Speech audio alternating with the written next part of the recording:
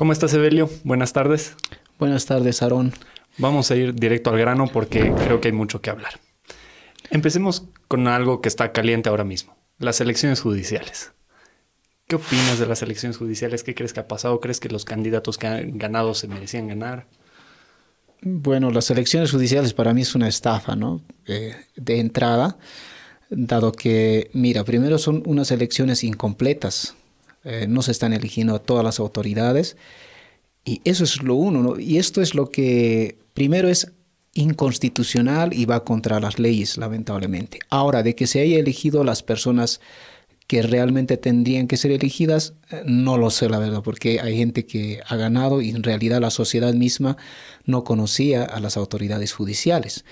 Y lo que a mí me preocupa más que todo de esto, primero hay que tomar en cuenta que es el único país que elige de esta manera a sus autoridades judiciales, eso es uno. Segundo, seguramente como estas elecciones judiciales es incompleta, va a haber otra parte, otra elección, y posiblemente sea esto en el año 2025. Y según la ley del órgano electoral, dice que en un año no puede haber dos elecciones. Eso quiere decir que incluso Luis Arce Catacora puede prorrogarse un año más. Eso es lo que más me llama, pero sí es una completa estafa, Aarón. Entonces, ¿crees que Arce podría prorrogarse usando este mecanismo de que no pueden haber dos elecciones en un año con la excusa de las judiciales? Sin duda, porque ¿cuándo va a ser la segunda elección, por decirlo así, de las judiciales? Porque hay autoridades, por ejemplo, autoridades del Tribunal Constitucional Plurinacional solo se están eligiendo en 4 departamentos y 5 departamentos no lo están eligiendo. Entonces eso es terrible, tiene que existir una segunda elección. Y hay que tomar en cuenta que también autoridades en Beni y en Pando tampoco se están eligiendo, ¿no? Ese es el problema. Entonces, ¿cuándo se va a hacer? No creo que se lleve las elecciones nacionales, luego recién se estén llevando las elecciones judiciales. O sea, ¿te parece? O sea, es algo terrible y completamente inconstitucional. Estas cosas está pasando, creo que por primera vez desde que hemos recuperado la democracia en nuestro país. ¿Crees que es ir camino hacia una dictadura? Sin duda, o sea, esto es una dictadura, obviamente, una dictadura judicial, ¿no? Tengamos en cuenta que las autoridades judiciales se han prorrogado durante un año y nosotros hemos protestado y aún así prácticamente yo veo a las autoridades de nuestro país que más o menos dicen, no nos importa lo que diga la población, nosotros hacemos lo que queremos. Eso es lo que realmente está pasando y, o sea, hablamos todo, la población se manifiesta, aún así no hacen caso a la población, eso es uno. Segundo, pisotean las leyes, la Constitución a su gusto y antojo, y eso es prácticamente una dictadura. Ahora, pasando con otro tema, aunque igual de política, y en algo que es más de tu campo, la política en el Alto. ¿Qué papel juega actualmente la política, el Alto en la política? El Alto, pues, mira, a Gonzalo Sánchez de Lozada lo han hecho escapar y ha sido el Alto, ¿no? Y es un papel bien importante. Cualquier político que quiera incursionar en política, yo siempre lo había dicho, tiene que tomar en cuenta la ciudad del Alto. El Alto es el resumen de las 20 provincias del departamento de La Paz. No solo eso, también es el resumen de muchos departamentos de nuestro país. Pero lo que sí yo noto en la mayoría de la población alteña es que el alteño vota con sentimiento, no vota razonando. Y el alteño es generalmente, ¿cómo te puedo decir? Busca una persona que sea del Alto, sobre todo actualmente, para identificarse. Entonces yo creo que el político tiene que tomar en cuenta este asunto y leer a la población alteña, porque hay gente que prácticamente es fanática en el Alto. Ustedes han visto eso, o hemos visto en el 2019. Tenía una identificación racial y cultural con Evo Morales y cuando Evo Morales ha escapado, la gente se ha empezado a convulsionar porque decían a alguien de nuestro color de piel lo han hecho escapar. Y estas cosas hay que asumirlas y a partir de eso entenderla esta situación. Y por ese mismo motivo también han votado por Eva Copa. ¿no? Eva Copa igual viene de esa clase, digamos, ¿no? Dicen, no, esta persona es igual que mí, por lo tanto tengo que apoyar. Y el político tiene que entender eso del alto, porque el alto tiene mucha fuerza y obviamente, ¿no? A veces hay sectores muy radicales como en el alto, incluso cuando en el 2019 pasaba la crisis.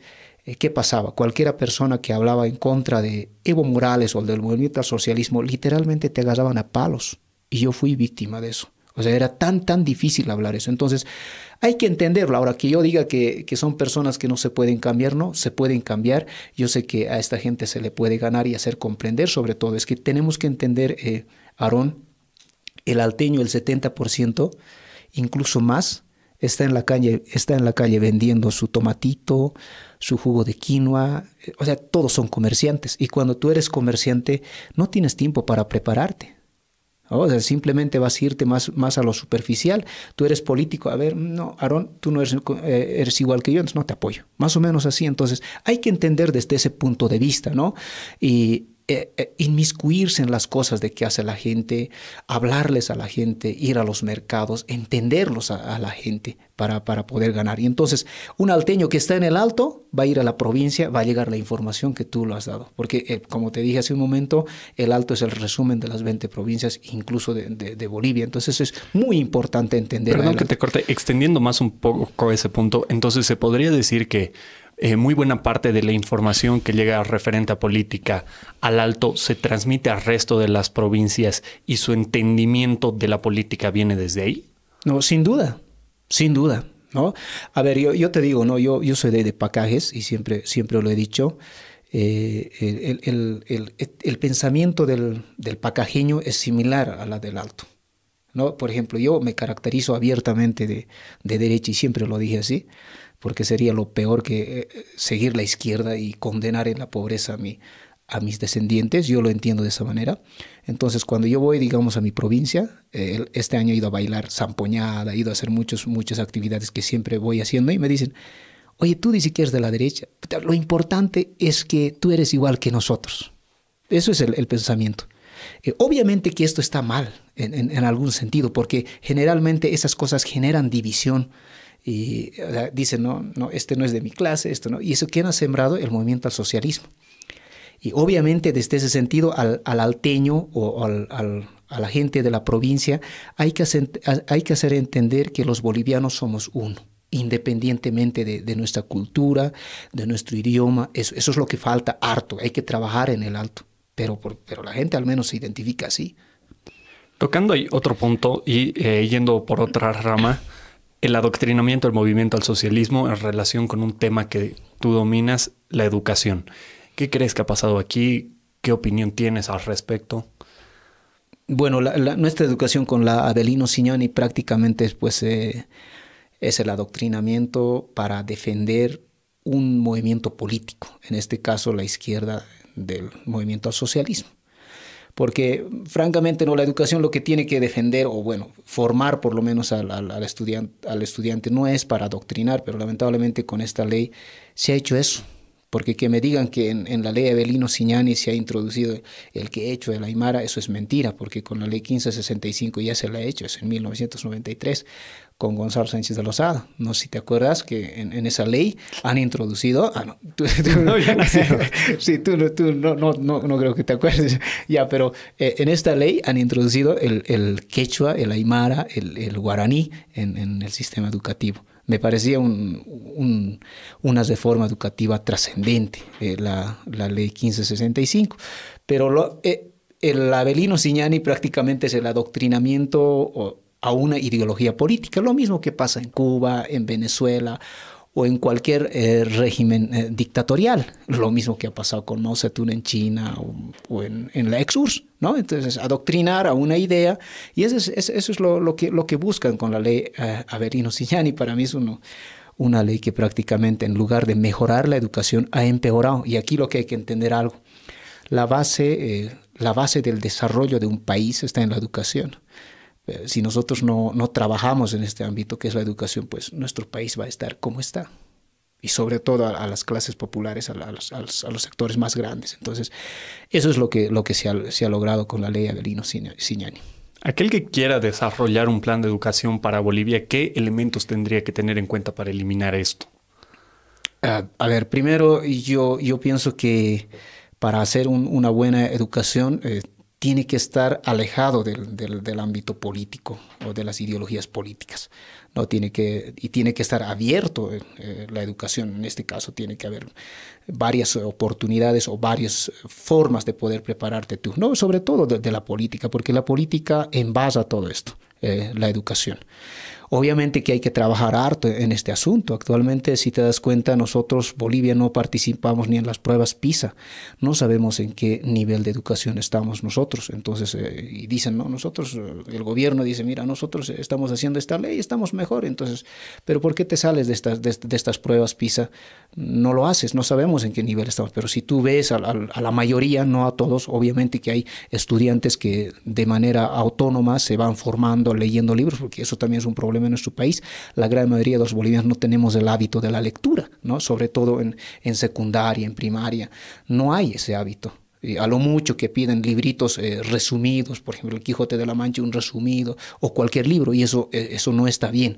Entonces, lo primero que creo, Aarón, hay que alejar de la política la educación. No tiene que estar politizada la educación. Perdón, sobre ese punto, ¿tú crees que esta falta de costumbre de leer en Bolivia es causa del movimiento al socialismo? A ver, no necesariamente, es que lamentablemente yo pienso más que todo por esto. Mira, quizás muchos docentes van a estar en contra mía cuando hable esto. Mientras la educación esté sindicalizada, no sirve. Sencillo. Te comento un ejemplito. A ver, yo he estudiado en mi provincia, que es Pacajes. Entonces, antes de estar en el colegio, yo tenía un docente en la seccional, llamábamos en esa época. Entonces, había un docente pésimo, pésimo, o sea, lo que te imaginas, pésimo. No te enseñaba, venía, prácticamente no te enseñaba nada. Entonces, tú te podías quejar al papá, decir o a la mamá, sabes que este profesor no sirve. Todos los padres pueden moverse, no pueden votarle al docente, porque le protege el magisterio, que es un sindicato como de cualquier mercado. Entonces tú no puedes cambiar. ¿No? Yo siempre dije, ¿no? Para que se mejore la educación, no debía ser sindicalizado la educación. No debía ser porque, o sea, estás ahí el peor profesor va a seguir ahí. Has logrado votarle, digamos, de tu colegio, va a ir igual a otro lado. De ahí lo van a votar, va a ir y va a estar caminando hacia el docente. Entonces, ¿quién le protege el sindicato? Yo pienso que el hecho de que la educación sea sindicalizada es uno de esos. Ahora, obviamente, en esto a los gobernantes, sobre todo, no les conviene pues que el pueblo se forme. Tú me has preguntado hace un momento, ¿es causa del movimiento al socialismo? Obviamente, a veces quieren vender lo superficial y hacer que la gente se preocupe en cosas que no son realmente importantes, ¿no?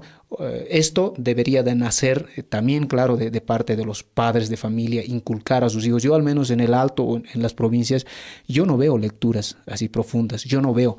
Y si yo, por ejemplo, he leído algunas cosas en el colegio, son muy pocos libros y resumidas los libros, ¿no? Entonces, eso, querido Aaron. ¿Crees que, paréntesis ahí pequeño, y para después volver al tema de la educación, ¿crees que los influencers, TikTokers, el resto de gente que crea contenido en redes sociales tiene responsabilidad moral de invitar a la gente a leer o de fomentarles este hábito? Sin duda, es que, a ver, cuando tú ves influencers, no sé, como, mira, no voy a hablar de nombres, pero influencers que hacen, perdón la palabra, estupideces, mira, la gran mayoría de la gente, es una muestra de nuestra sociedad.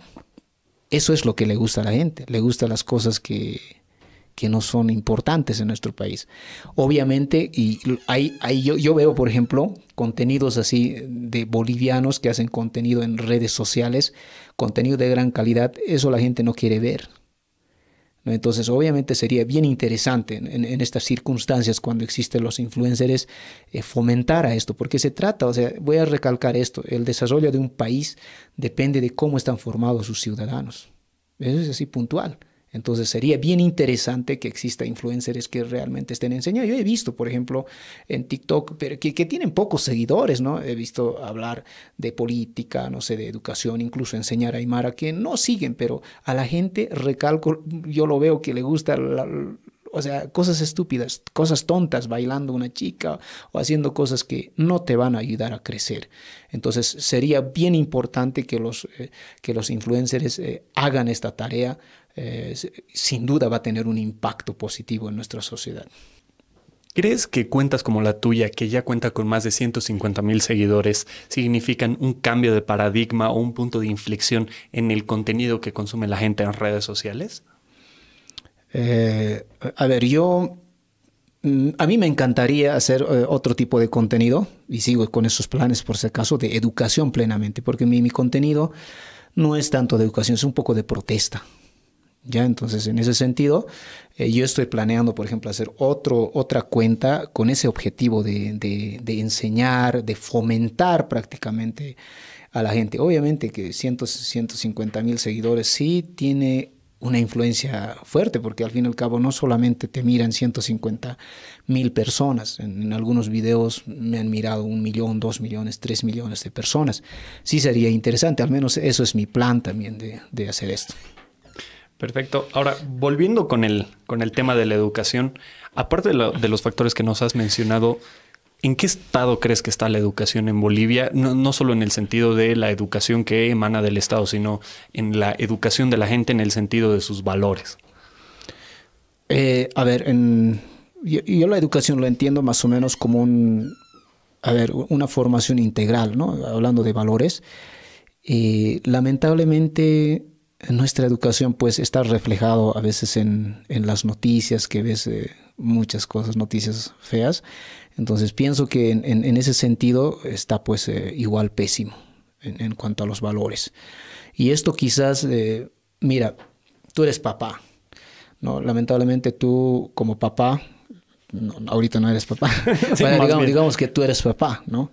Entonces, lamentablemente la mayoría de los padres no hemos ido a una escuela, digamos, para tener una formación, por decirlo así, cómo vas a criar, cómo vas a formar a tus hijos. O sea, prácticamente aprendemos dando. Eso es una realidad. Obviamente que esto debería ser, digamos, yo tengo mis hijos, yo he aprendido así por la vida, como he podido. Entonces, si yo he aprendido, tengo que inculcar a mis hijos que puedan aprender a formar hijos en el futuro. Ellos van a enseñar a otros, así sucesivamente, pero en nuestro país no hay eso.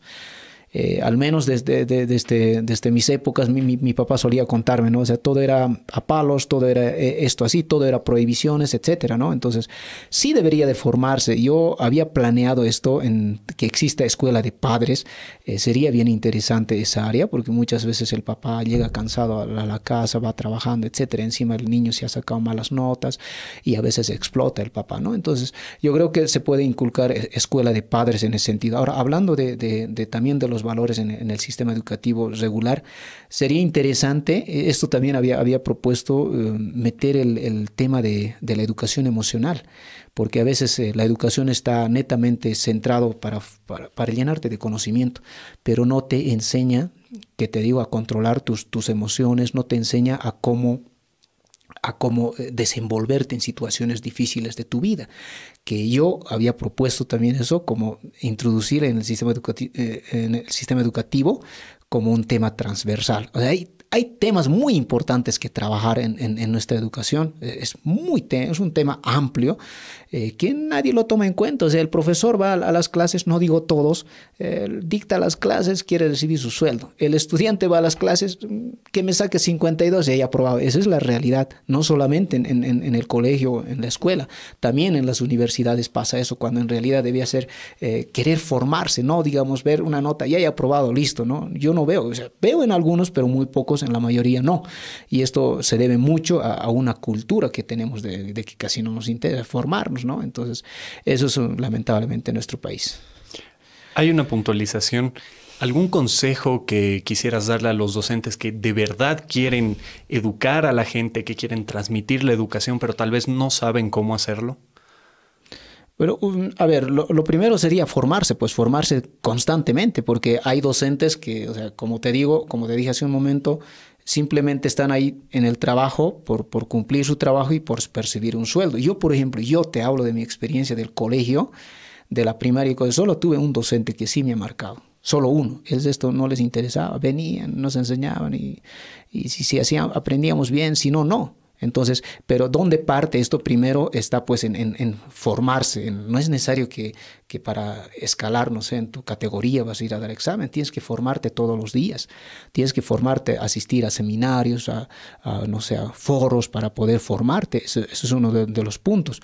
Ahora, obviamente, lamentablemente también pasa esto, hablando también del sindicato que es la educación, o sea, el magisterio. ¿Qué pasa? Hay mucha gente que está ahí simplemente por su trabajo, no porque ama. Y eso pasa mucho. O sea, cuando tú amas enseñar, te vas a formar, porque eso es tu pasión. Vas a enseñar con toda tu pasión a tus estudiantes. Pero si estás ahí porque tu tío te ha dicho que seas profesor o porque las circunstancias te ha hecho, obviamente que vas a estar así, ¿no? Entonces, por eso te digo con mucha pena que todos mis docentes de la primaria y secundaria, te estoy hablando de mi pueblo, solo tuve uno que ha marcado, pero a él yo lo veía.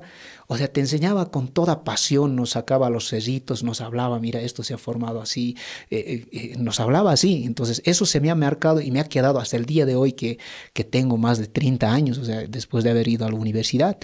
Lo mismo pasa en la universidad. Hay docentes que sí aman su carrera y sabes que te llega al corazón cuando te enseñan. Por más cualquier temita que sea sencillo, te hace llegar a tu corazón. Pero la mayoría, lamentablemente, no. Está pues por el trabajo. ¿No? Cuando tú amas algo vas a hacer bien, cuando tú no lo amas, no. Por eso decía que el magisterio debe ser, o enseñar debía ser una profesión libre como en las universidades. Debía existir otros métodos para escoger docentes de primaria, de secundaria.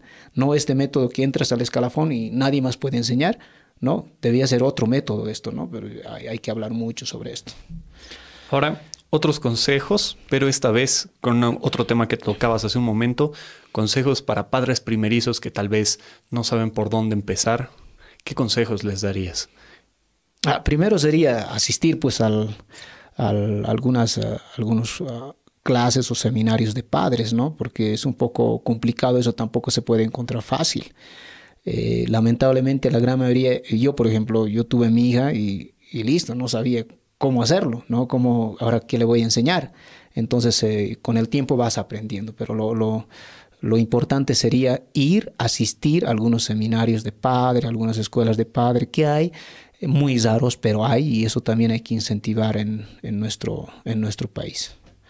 Perfecto. Ahora, volviendo a otro tema no tan bonito, volvamos al tema de la política y volvamos al tema concreto de El Alto.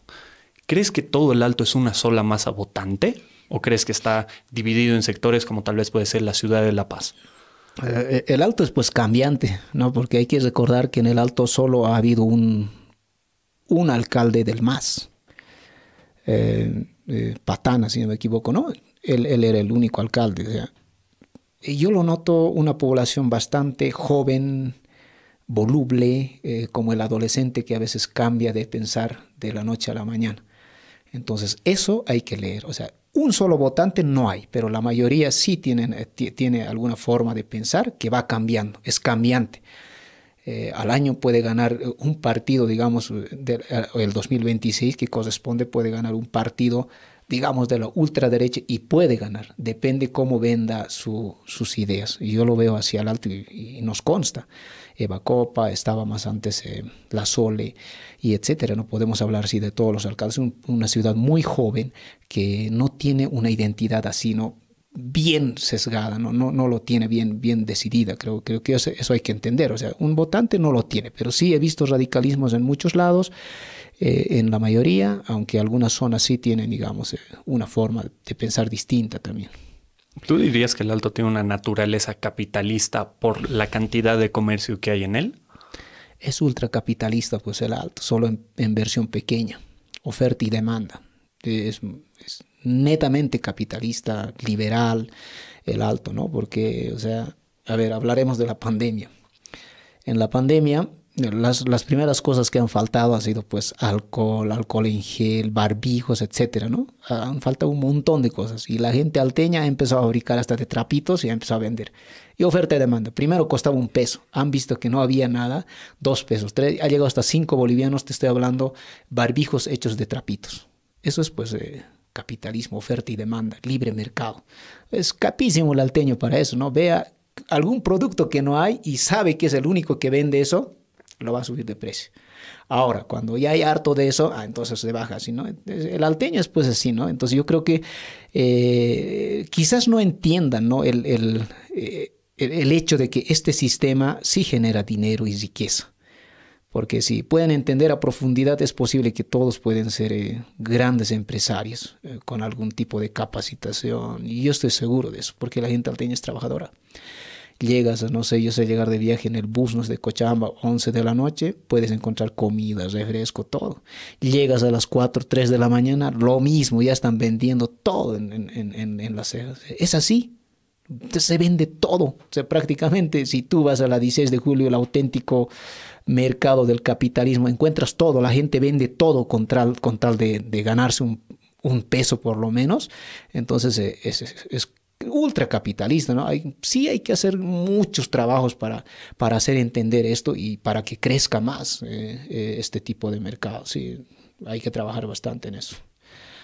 ¿Crees que el gobierno central entiende esto? Y si crees que lo entiende, ¿qué tipo de facilidades o qué tipo de contras les pone a la gente en el alto en relación con esto? Con el mercado. Exacto. Entiende los gobiernos. Lo que yo veo a los políticos es que, mira, hay que hablar a la gente con las palabras más sencillas del mundo. Ese es el problema. Un economista va hablando, digamos, en palabras técnicas, académicas, no, pues nadie va a entender. A ver, lo que hay que ser bastante coloquial. Y en realidad en todo el mundo funciona eso, ¿no? Tú puedes tener todas las formaciones que quieras. Puedes ser doctor, puedes ser todo, puedes tener una maestría, doctorados, etcétera. Si tú te olvidas de lo coloquial, no vas a llegar a la gente. No vas a llegar. Por ejemplo, si yo empiezo a hablar en términos académicos de pedagogía, nadie me va a entender. Ese es el error de la gran mayoría de los políticos. Yo lo veo, se centran en términos que ni tú mismo entiendes. Entonces, ¿cómo vas a entender a la mayoría que no tiene tiempo para estar estudiando a profundidad? Y seguramente algunos, por ejemplo, yo veo en el Alto, hay gente que en la 16 de julio vende y dice, está vendiendo, y dice, sí, yo soy profesional en esta área, pero me he dedicado a esto porque me da plata esto, ¿no? Ahí está un abogado, no sé, quizás un pedagogo, un psicólogo, etcétera, ¿no? Pero cada quien tiene una manera de percibir. Entonces, el político tiene que entender eso, hablar a todos, digamos, en un término bastante sencillo para hacer comprender. Si quieres hablar de economía, que la economía es muy importante, por si acaso en un país, cualquier político tiene que entender y hablar esto. Esto funciona así. Eso es lo que tiene que entender y pienso que le falta mucho a los políticos. El político que hace eso va a entender, va a llegar a cualquier parte del pueblo. No solamente en el Alto, en Oruro, en Cochabamba, en Santa Cruz, igual. El comercio en Oruro es igual, en Cochabamba es igual, en Santa Cruz es igual. Y la mayoría de la gente, lamentablemente, el 80% vive así, en Bolivia entera, ¿no? Y si tú estás con esos términos académicos, vas a llegar a una población pequeñita. No vas a llegar a la masa. Entonces, por más buenas que sean tus ideas, no vas a hacer entender esto. Eso creo que falta a muchos políticos. Perfecto. Ahora cambiando a otro tema que sé que te encanta, la literatura. ¿Qué te inspiró a escribir? ¿Por qué escribiste el libro que tengo y el que tengo la oportunidad de leer? Es Agosto. Si pudieras contarnos un poco de este libro y cómo empezó tu amor por la literatura. Leer siempre me ha gustado, Aarón. Siempre me ha gustado. Mira, yo no he vivido en un lugar lujo con bibliotecas, nunca viví así, pero me acuerdo que en mi pueblo había un libro viejito y yo no entendía nada. Agarraba el libro y empezaba a deletrear, ¿no? Pero no entendía nada. Siempre me ha gustado. Ahora, escribir un libro nunca lo había pensado. Estaba en primaria, por si acaso debo decirte aquí, era uno de los peores estudiantes. Era el peor estudiante. Y mi padre era mi profesor. Entonces, como era profesor, me aprobaba, pues no había de otra, ¿no? Entonces, y me acuerdo en una ocasión, esto es bien, bien interesante, no sé si te acuerdas, no, tú creo que no, la reforma educativa, o sea, la ley 1565, con esta ley han llegado módulos a los colegios, libros muy buenos, esas épocas no había pues, computadoras, nada, pero eran libros muy buenos. hablaba de ciencia, hablaba de muy, muy buenos libros que donaban a nuestros pueblos con la reforma educativa. Entonces, un día de estos mi papá nos dice, ¿no? Que era el profesor. Chicos, agarran el libro, lean. Y yo leo y digo, ¿ahora qué dice esto? No sabía nada. No sabía nada, entonces ojeo y un chico a mi lado está así. Profe, muy pequeñas son las letras, dice. No hay caso leer. Sí, profe, yo digo, no hay caso leer. En realidad no sabía leer. Entonces, esto ha marcado, y mi papá con mi mamá se ponían tristes. Mi padre era profesor, ha muerto cuando yo tenía 13 y le gustaba enseñar a él. Y se ponía triste, yo escuchaba en la otra habitación hablando, ¿qué vamos a hacer con el Evelio? No puede aprender nada y mira, nuevamente este año le estoy dando, apoyando para que apruebe. Yo tenía problemas mucho en aprender, mi hermanita ya me había ganado, etcétera, pero el, y aún así seguía aprobando, porque como te digo, la educación también hay docentes que en lugar de hacerte querer aprender, te hacen abusir, ¿no? Entonces, yo he sido víctima de este tipo de docentes, por eso siempre estoy en contra de que la educación sea sindicalizada. Pero en el transcurso del tiempo he ido aprendiendo, me ha ido gustando aprender, leer, sobre todo, pues leía así, me gustaba el libro, el olor del libro primero me gustaba, hasta ahora me sigue gustando, no me gusta tanto libros electrónicos, por si acaso, me gustaba y siempre voy a la biblioteca, me encanta, entonces, pero en ese momento nunca pensaba escribir, nunca soñé tener un libro donde diga mi nombre y el título del libro, nunca. Pero ya cuando mi padre había fallecido, ahí sí dije una cosa, mi madre me dijo, hijo, ya no hay papá, tú vas a ser papá, me dijo. Ahí supe que la mejor manera de... Supe una cosa, hay dos formas de hacer llorar a tus padres, por tu fracaso o por tu éxito. Por tu éxito puede llorar que estás saliendo de la universidad o logrando un éxito, puede llorar, derramar lágrimas, decir, ese es mi hijo.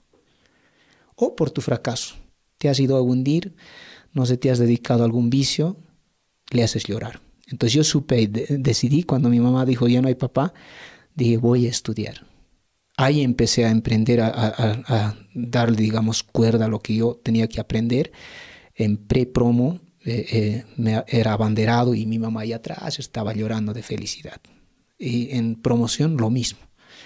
Cuando ya me fui al cuartel, ya eso es un momentito, cuando yo salí de la universidad, primero me costó mucho estudiar, yo estudié en una privada, estudié haciendo todo. Mi papá solía decir, hijo, cualquier trabajo es muy bueno, lo que nunca hagas es robar. Entonces yo siempre me acuerdo que vendía libros en Chapar, de puerta en puerta, para ganarme el pan de cada día. Vendía en las calles por hacer todo, porque mi universidad era privada y en la privada no pagas, no entras a dar examen, por más que no hayas pagado, ¿no? O sea, por más que tengas todas las ganas. Entonces estudié hasta ese momento tampoco, no había pensado en escribir, o sea, simplemente en la universidad, como a mí me gusta algo, Aarón, lo que empiezo me gusta terminar. Entonces yo había empezado, a pesar de que quería salirme de la universidad, dije, mi mamá se va a decepcionar, tengo que acabar.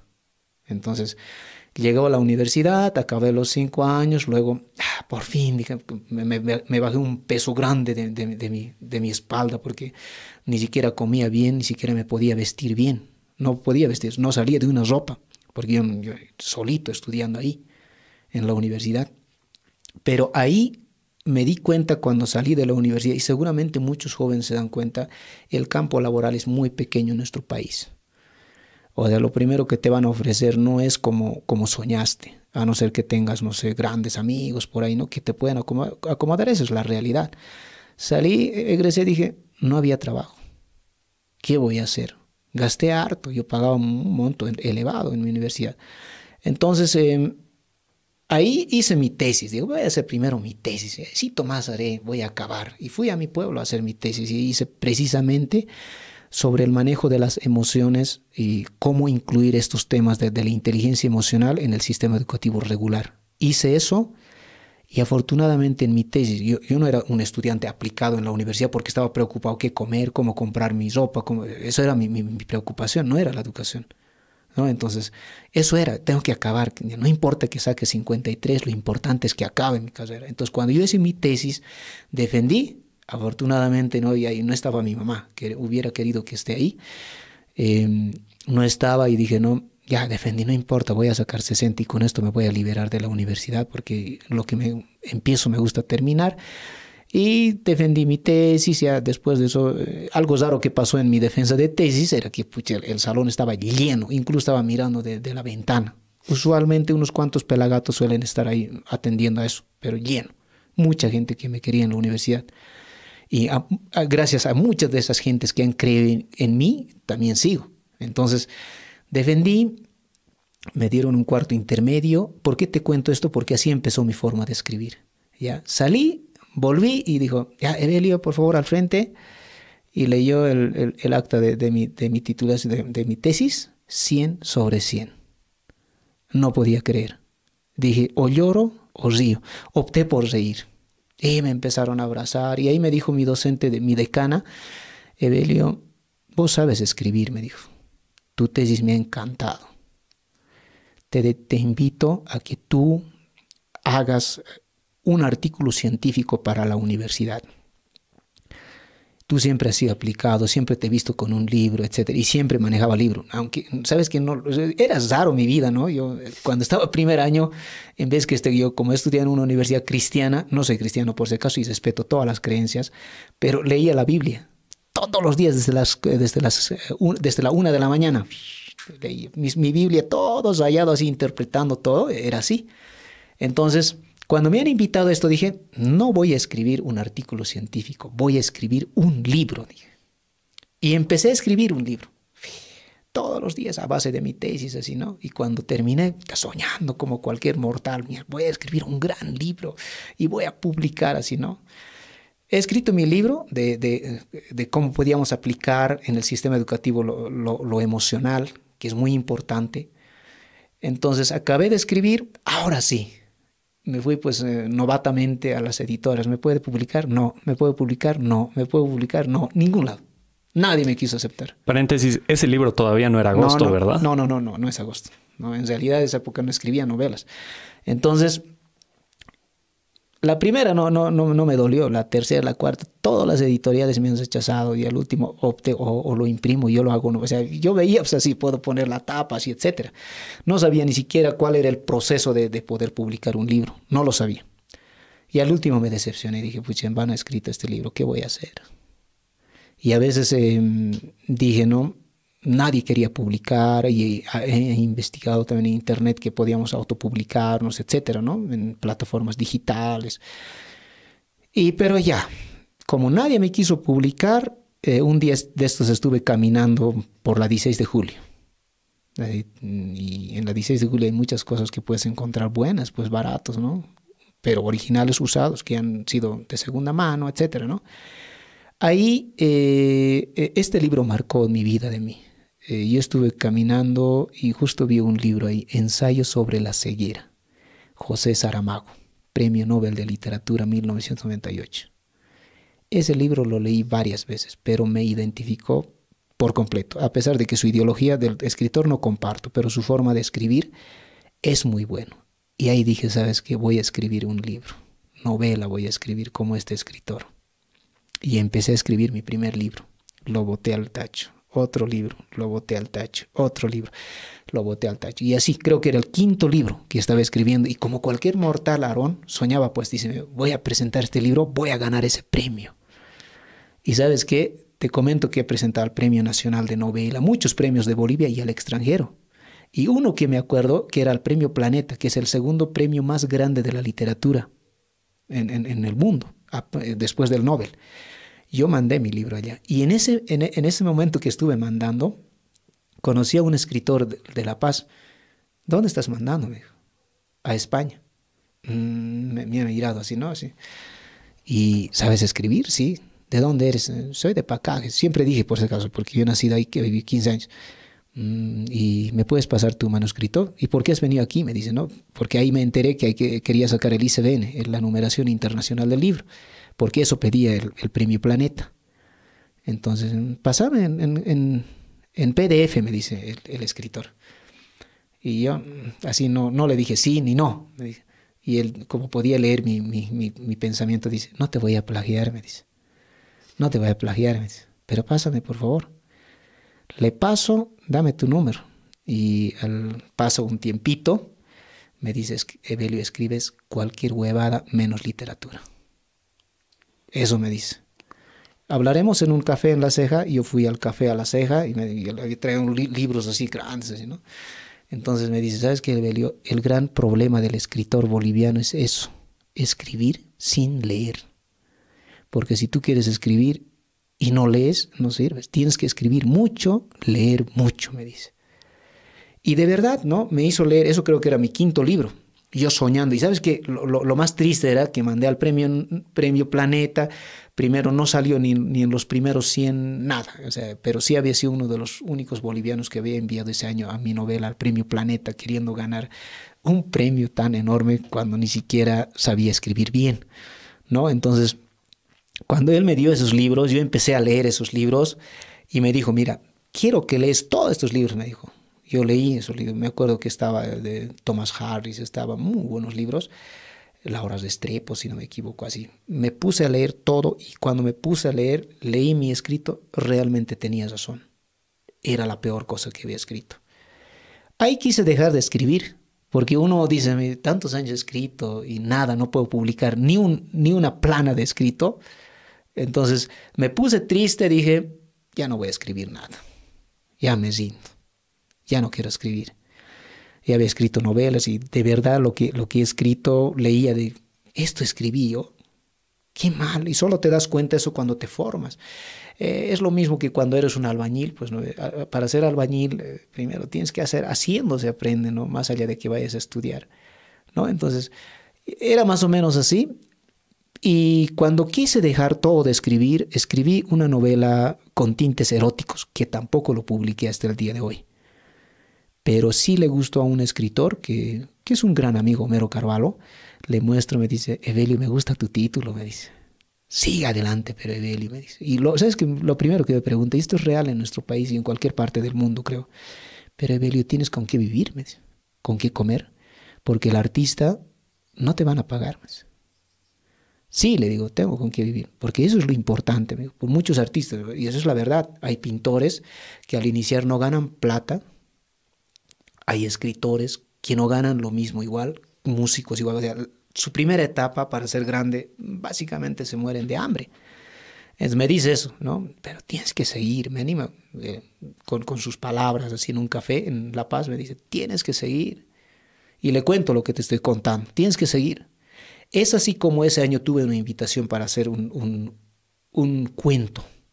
Era una antología, donde tuve la fortuna de escribir la antología y creo que el libro titula Sed y Sangre. Es una antología de la guerra del Chaco. En este libro están escritores como Edmundo Paz Soldán, que es uno de los grandes escritores bolivianos que dicta clases en Estados Unidos, y muchos escritores, pero él está ahí. Entonces yo escribí, ahí conocí a un editor, muy bueno igual, le mandé un cuentito, me corrigió, etcétera, ¿no? Me dijo así, es mi primera publicación, antes que vuelva mamá. Pasa el tiempo, me invita otra editorial a hacer una crónica, igual lo publiqué. Después de eso ya había tenido un libro escrito también en esa época, estaba escribiendo en el transcurso y publiqué mi primer libro que era Él, que tiene una tendencia fuerte del escritor, del que era escritor portugués, que es José Saramago. Pero aprendí una cosa, en la vida nunca hay que imitar a alguien, nunca, Aarón. Tienes que ser tú, porque cuando imitas generalmente terminas haciendo una falsa copia de esa persona, una copia barata. Supe que cada escritor tiene que tener su propio tinte, su propia forma de ser, pero en mi libro sí tiene mucha influencia de eso y todos me lo han dicho las personas, que la historia está genial, pero tu influencia que tienes puede opacar lo que quieres ser, me dijeron. Es así como escribí Agosto. Agosto ya había tenido planeado aquí, porque los conflictos había pasado, y ahí en agosto hay un tinte político. Desde ese momento ya me he ido, digamos, a lo político en literatura, porque supe, Aarón, que aquí hay una cosa, cuando escribes un libro académico, si escribes filosofía, te va a leer los filósofos. Si escribes medicina, te van a leer los médicos. Si escribes psicología, te van a leer los psicólogos, ¿no? Si escribes un libro de derecho, te van a leer los abogados. Pero si escribes novela, casi te está haciendo a toda la población. Puede agarrar tu libro, una novela, digamos, una persona que está vendiendo su tomatito. Puede leer un abogado que está en su oficina, un médico que se está aburriendo en su trabajo, o un policía que está parado por ahí. O sea, supe que la novela tiene mucho poder. Por eso en el mundo, por ejemplo, el libro que yo admiro harto actualmente, también uno de los escritores, es Los versos satánicos, es Salman Rushdie. Este libro no tiene nada de satánico, pero es prohibido en muchos países porque influye en la forma de pensar de la gente. Por eso dije, mira, voy a escribir novela, va a llegar mucha gente. Ese libro es lo que publiqué este año, ya se hizo realidad en mi país con respecto a la literatura. Es así como llegué. Y ahora sigo soñando en escribir, voy a seguir escribiendo muchas cosas, tengo muchos planes para escribir. Entonces, acerca de esto que decías de agosto, ¿podrías contarnos un poco más acerca de este libro que lo lograste presentar en la Feria del Libro de aquí de La Paz? Bueno, primero fue una alegría grande para mí en una feria internacional, la había presentado. Bueno, esta novela, mira, no voy a hacer un spoiler, narra la historia de los conflictos que ha pasado en el año 2016, cuando había el conflicto con el gobierno y con los mineros. Pero está narrado en novela, agarrando historias que se han marcado, y era un hecho muy sangriento, incluso la muerte de un viceministro, ¿no? Entonces, de ahí he tomado también tiene una historia esta novela. Porque yo habitualmente viajaba a Cochabamba, como yo había estudiado en Cochabamba, entonces yo estaba viajando a Cochabamba y justo en Confital, que es un lugarcito, creo que es Tranca, nos dicen, señores pasajeros, hay bloqueo. Entonces yo desde Confital voy hasta Cochabamba a pie. Desde la 1 de la mañana llego a la 1 de la tarde. Más o menos, ¿qué distancia es? No sé la verdad cuántos kilómetros era, pero es enorme. Bajaba, subía, nunca se terminaba el camino. Ya ha salido el sol, nada, no se termina. Y he visto los bloqueos, los mineros que nos amenazaban de las montañas, etcétera, ¿no? Y dije, voy a escribir esto. Entonces eso, pero en esta novela trato de mostrar mi forma de pensar en cuanto a política también. La gente, cualquiera que lea, se va a dar cuenta. Entonces, lo puse el título como Agosto porque pasó el hecho en agosto. Eso simplemente. Evelio, última pregunta. Un consejo, ¿qué consejo le darías para la juventud, sobre todo para esta juventud que quisiera leer más o escribir más? Primero, lean lo que les gusta. Por ejemplo, si yo agarro un libro, no sé, de medicina, va a hacer que yo me duerma. Entonces, una de las tareas para iniciar o para agarrar el hábito de la lectura es leer lo que te gusta. No sé, cualquier tema. Sí, hay libros de todo prácticamente, hasta de cocina, de todo hay libros. Entonces, para agarrar ese hábito es leer eso, porque si no te vas a dormir a medio leer, si vas a leer una cosa que no te gusta. Eso es lo primordial. Y les digo que la lectura es lo mejor que puede pasarnos, porque con la lectura podemos dar la vuelta al mundo. Eso es una de las maneras de llegar a muchos lugares. Y en nuestro país falta la lectura, y la lectura nos va a abrir la mente. Cuando yo, por ejemplo, hablando de literatura, de novelas, la lectura de las novelas hace que nosotros creemos un mundo en nuestra cabeza. Porque una cosa es mirar una película que ya te lo han hecho todo. Otra cosa es que tú leas una historia muy buena, pero que tú te lo creas todo aquí. Te lo creas al personaje, el ambiente, y la imaginación es bien importante. Todas las personas, el mundo se ha desarrollado a base de la imaginación. En una época esto era una imaginación del inventor. El celular lo fue, todo lo fue así. Entonces la imaginación es primordial en nuestra sociedad para mejorarnos en todo ámbito. Una última pregunta, aparte de los libros que has mencionado, ¿qué libro te gustaría sugerir para que lea todo el mundo? Bueno, en el ámbito de la literatura, de las novelas literarias, yo pienso que lo primero que dije, José Saramago, el ensayo sobre la ceguera. Este escritor tiene muy buenos libros. El viaje de un elefante, Las intermitencias de la muerte. No, puedo recomendar todos los libros, incluso Manual de pintura y caligrafía, cuando el escritor se estaba iniciando. Y ahí puedes ver el tránsito de cómo ha agarrado su propio rumbo. Después hay pues en nuestro medio, yo creo que hay que leer a Marius Vargas Llosa, sobre todo que el amigo ha vivido aquí en Bolivia, su primera educación ha recibido en Bolivia, y ha sido un premio Nobel que también tiene muy buenos libros.